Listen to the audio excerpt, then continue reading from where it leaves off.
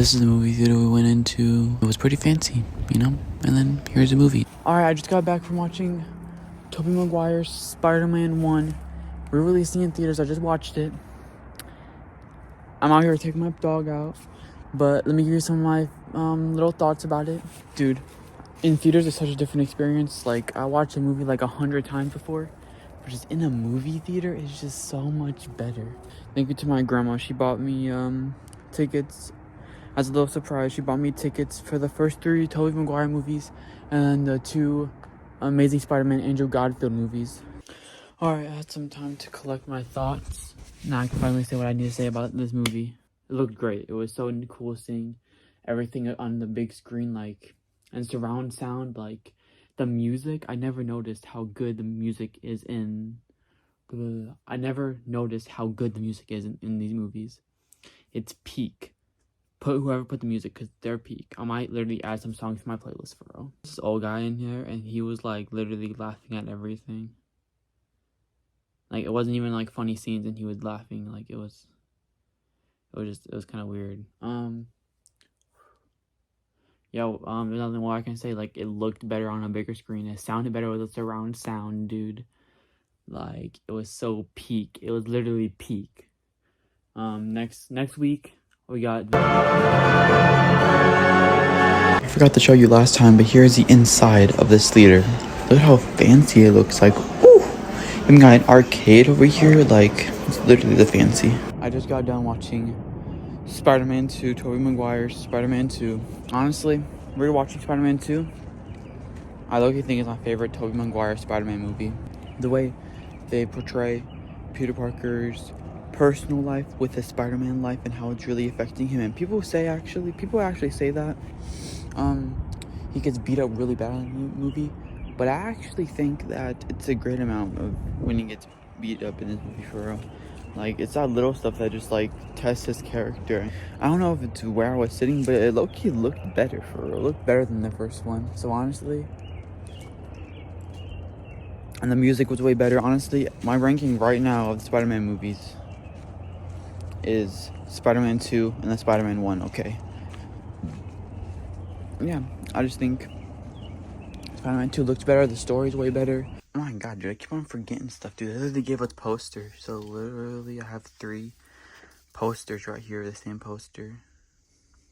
And I heard there's some controversy about these posters because they removed MJ's hand from right here. But I don't really care. I think it looks better like this anyway, so my alarm cut me off. But I got the first 2 sat pretty much in the same spot. I'm on the same spot. Spider-Man 1, Spider-Man 2.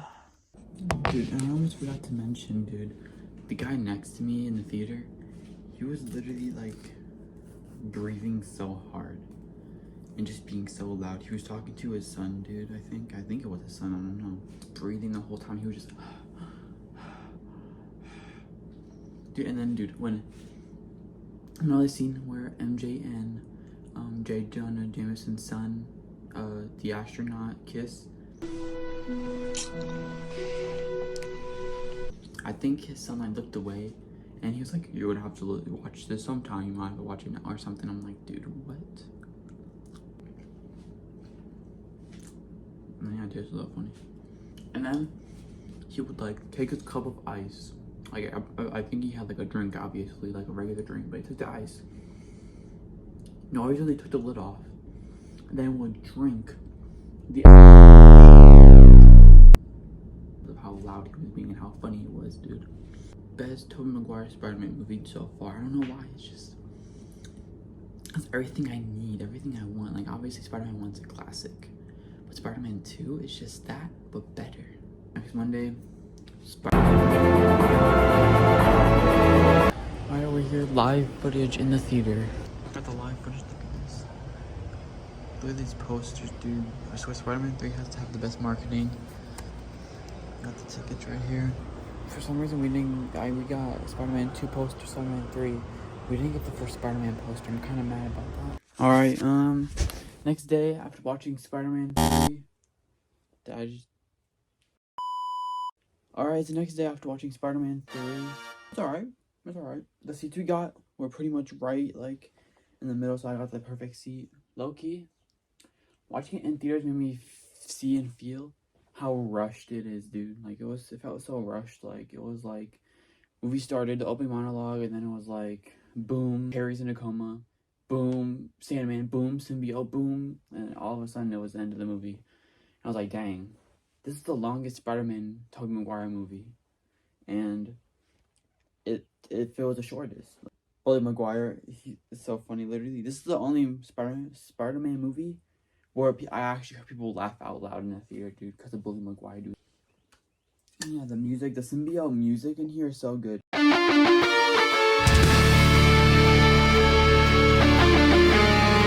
Both Andrew Garfield movies. My official Tobey list is, hear me out, Spider-Man 2, Spider-Man 1, Spider-Man 3.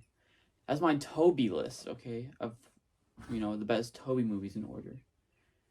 And then, after I watch both Amazing Spider-Man, I'm going to give my Amazing Spider-Man tier list order. And then, Tom Holland tier list order. And then, full official Spider-Man tier list. It's gonna be fire. Look at this. Look at that. Spider-Man 1, Spider-Man 2, Spider-Man 3. Low-key a W. And I got a Spider-Man poster. I got Spider-Man 2, Spider-Man 3. But no Spider-Man 1 poster. I'm so mad I didn't get Spider-Man 1, dude. Because literally, I have a plan to post them right here. Be like Spider-Man 1 right there, Spider-Man 2, Spider-Man 3. Amazing Spider-Man movies. Like, I plan to do that above there. But now, I'm missing the first one. Like, I'm hoping that one day if we go in there, they're gonna have extras. See you when we watch the... Alright, y'all, it's the next day after watching The Amazing Spider-Man. And I just gotta say, right now, he is Andrew Garfield. That's my favorite Spider-Man. The relationship between Gwen and Peter, and not even just Gwen and Peter, the relationship between Emma Stone and Andrew Garfield is really good. Like, they have a great chemistry. The suit is amazing. The villain is kind of amazing. I like the chemistry between Emma Stone and Andrew Garfield. They work really good together as Gwen and Peter, you know? Like, their relationship throughout the whole movie is so cute. It's so amazing. Like, I feel like Gwen Stacy is better than MJ, low-key. I've also got to say real quick, look at this poster, dude. The first Amazing Spider-Man poster is really a W. I like Spider-Man 3's poster and Spider-Man 2's Amazing Spider-Man poster. Like, literally, Spider-Man 1's okay, Spider-Man 2, you know, the Amazing Spider-Man 2 is fine, but Spider-Man 3 and the Amazing Spider-Man 1, top posters in my opinion. Speaking of Spider-Man 2, get ready for Spider-Man. So it might or might not be a few days later, because so it's a few days later.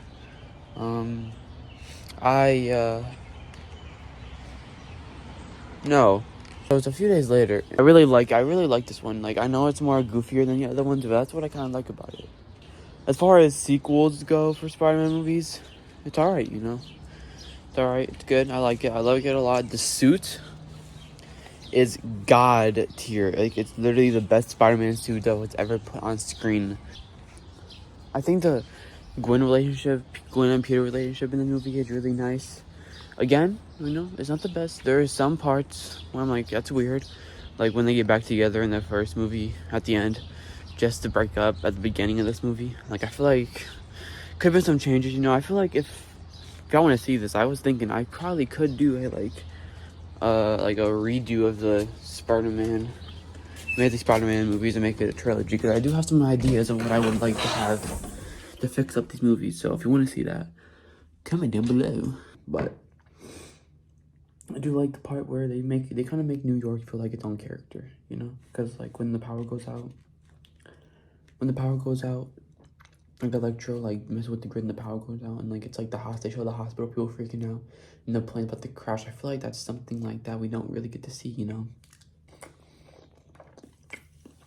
Movie looks good. The CGI when he swings, I feel like I'm swinging with him, you know? Like, it's just so amazing.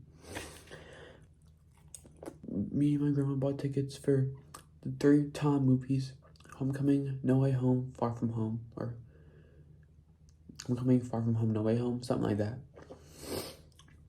So yeah, I rated the Sam Raimi trilogy. Now let me rate the Amazing Spider-Man. Low-key, This is a hard one because they're two totally different movies. But low key, which one would I rather watch? I'm going with Spider-Man 2. Spider-Man 2 and Spider-Man 1. That's my ranking for the Andrew Garfield trilogy, okay? Catch you later when we see Spider-Man. So car meet right outside the movie theater, so before we went to the movie, we just walked around and looked at these cars. I guess I forgot, I never really showed you the bathroom area. This is the hallway to get to the bathroom. Also where we exit, and here is the actual bathroom. You know, it's actually pretty nice.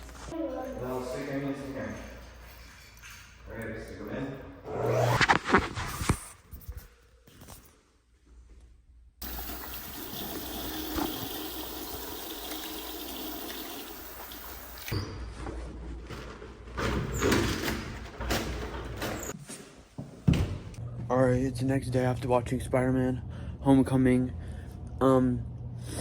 Yeah, I think it is. I think it was pretty good. People don't really like Tom Holland movies, but actually, I like them. You know, they're pretty alright. I think this one I just seen, Homecoming, was pretty good. The second one's a little iffy, but the third one is good too. So yeah. Alright, let's get the elephant out of the room. The Tony Stark and Peter Parker relationship they got in this movie. Honestly, I do kind of like it. You know, people always complain about how he never has a solo movie. He always has to have someone watching him. Dude, he's in the MCU. If he wasn't with other people, I would be sad. He's in the MCU. Take advantage of that. This is the only Spider-Man that's canonically in the MCU. Why does he always have someone with him? Why does he have to have Iron Man with him? Why does he always have to have freaking Doctor Strange and all this stuff? Like, bruh, he's in the MCU. Let him be in the MCU. Literally, dude. Like, let him interact with all these characters that we got to see for years. But he's just what's it called? Reacting to, I don't know. Like, I just hate when people always yell and complain about him having all these people. His next movie is gonna be street level. That's gonna be a movie. I feel like his next Tom Holland trilogy we're about to get, Spider-Man 4, 5, and 6, are all gonna be ground level. So those people who complain about someone always being with him, I feel like they're still gonna do it though. I low-key feel like they're still about to have someone with him. It's just gonna be more street level. So anyways, back to the point was, I like the Peter and Stark relationship, kind of like father and son. And I don't know, because like, I was just about to complain about Ben, like Uncle Ben not being in here at all.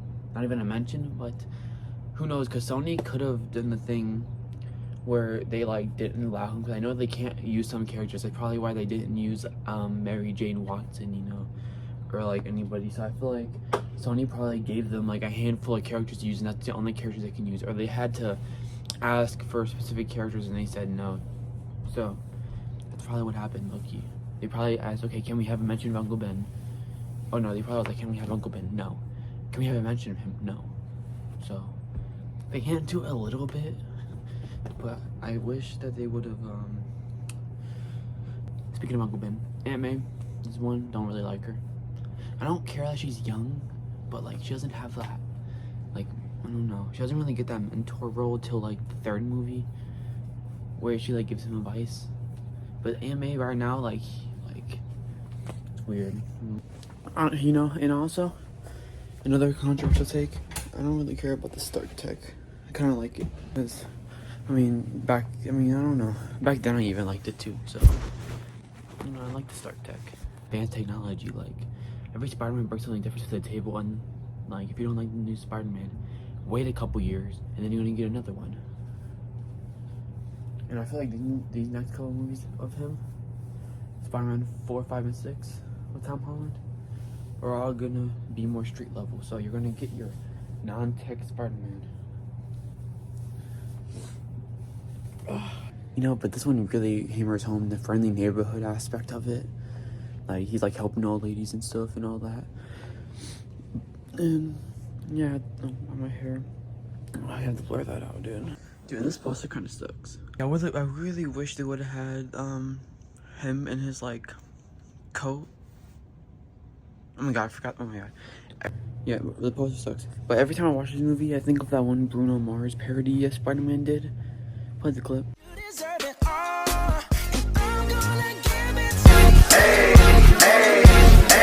I got a condo in Manhattan. You know, every time I see this movie, I always think about that. It's a good movie, solid movie. It really brings home everything. It really sets up the Spider-Man and how he's gonna act in the MCU. Okay, I need to stop yapping because I need to go to school and do some finals. Now it's time for Spider-Man.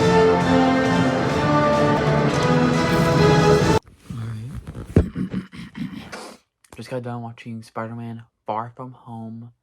It was pretty good. Okay, I think this is a movie where if you haven't seen any of the other Marvel MCU movies like Avengers and Endgame, Infinity War, all that, like, you know, if you're just coming in here just to see a Spider-Man movie, I think you're gonna like it, but you're definitely gonna be confused. You're like, who is this guy on my screen and why?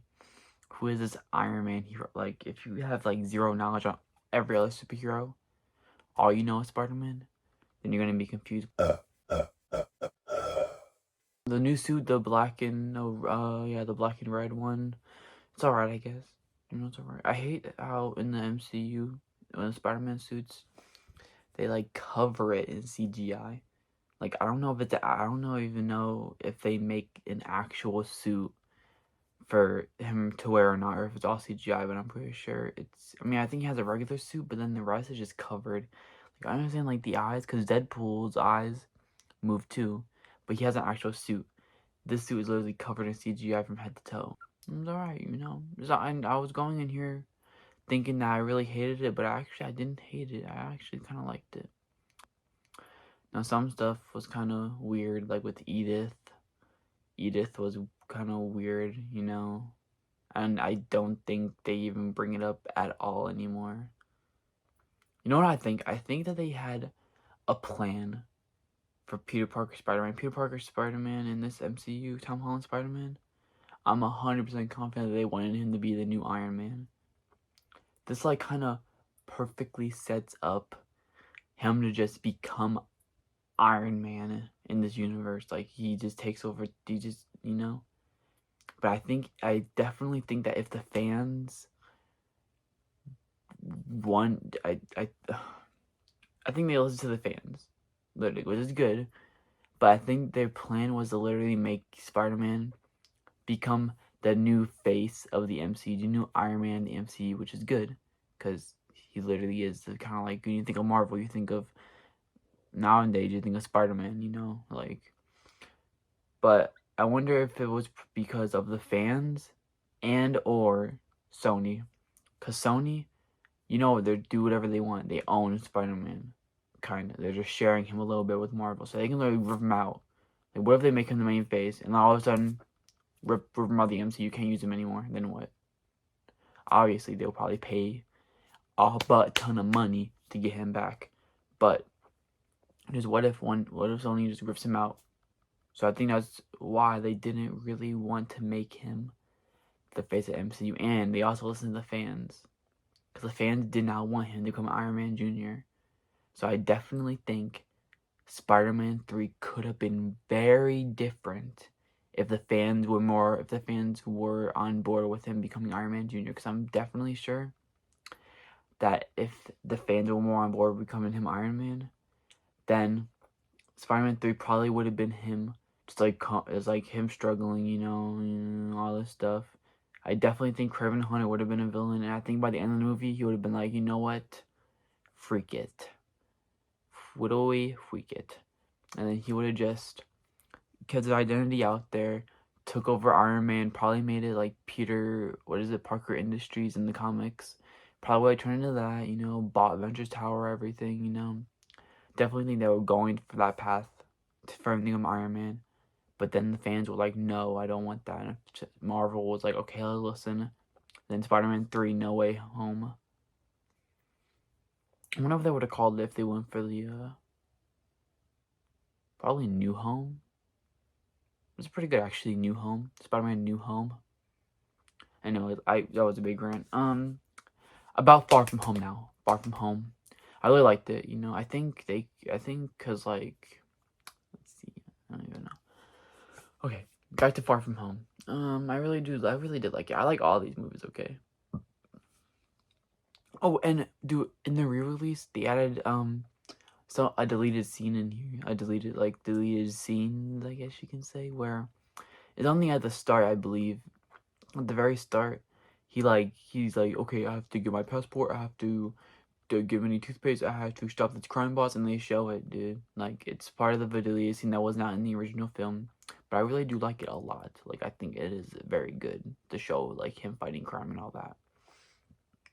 Right, to show him getting his passport, using the spider drone to get his passport, stopping by Delmart, whatever the guy is, stopping at Delmart's to get a headphone adapter. What is it? TV? What is it called? A dual adapter, whatever it's called, and some toothpaste. And then it shows him fighting a crime boss, which I actually like because I feel like, you know, Spider-Man should be shown doing friendly neighborhood stuff, you know, and then do the big bad, which I like Tom. I like it.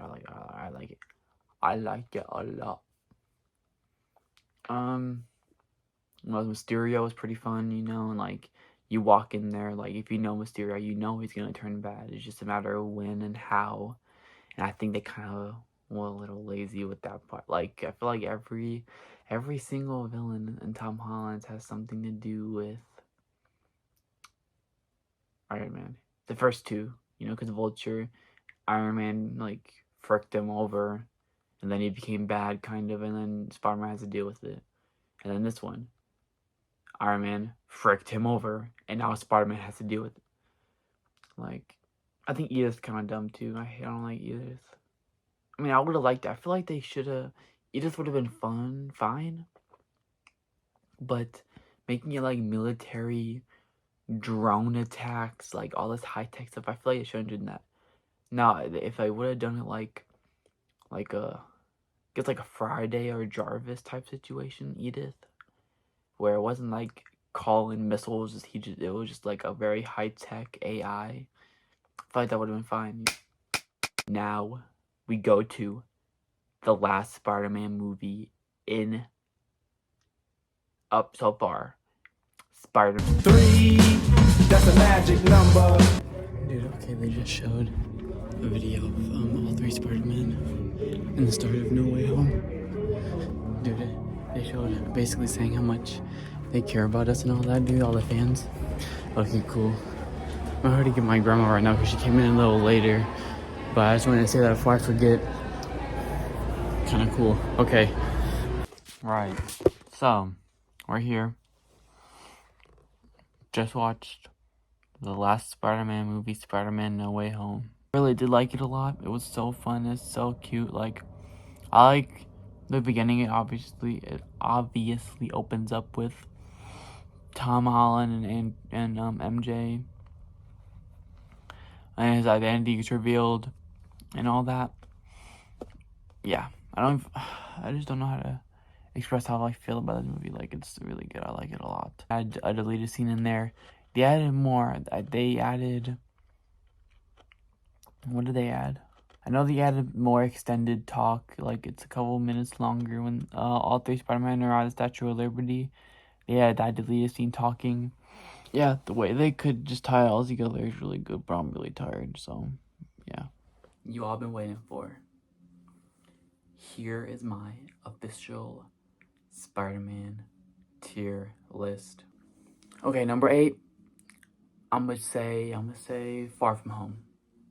Now, this is if I had to rank them based on how much I enjoy watching them. Okay. Now, as I said, 8, Far From Home. I think there's just too many messy. This is kind of messy. It's kind of boring looking, you know. I don't know. Like, it's a lot of CGI and stuff. It's just hard. I should have definitely thought this through more and planned it more. Homecoming. Probably Homecoming, honestly. Number 6. Honestly, probably the first Tobey Spider-Man movie. I'm not gonna lie. The first Tobey Spider-Man movie is ranked number 6 on the list. Okay, so we got number 5. Number 5, probably the first Amazing Spider-Man movie is probably gonna go there, low key. Okay. Honestly, which one do I have left though? Honestly, Spider-Man 3. Okay, Spider-Man 3 is next. Okay, so we got top 3. Top 3. Who are the it's the big 3 Spider-Man movies? Okay. No Way Home. No Way Home is number 3 on the list. I think they did a really good job. I would definitely like to rewatch this movie 100 times, a million times over, okay? Honestly, I know I say that Andrew Garfield's my favorite, but honestly, he's number 2. The Amazing Spider-Man 2 is number 2 on the list. Number 1, my personal opinion, the best Spider-Man movie is Spider-Man 2, Tobey Maguire. I said it. I think that is the best movie. So that's my official ranking.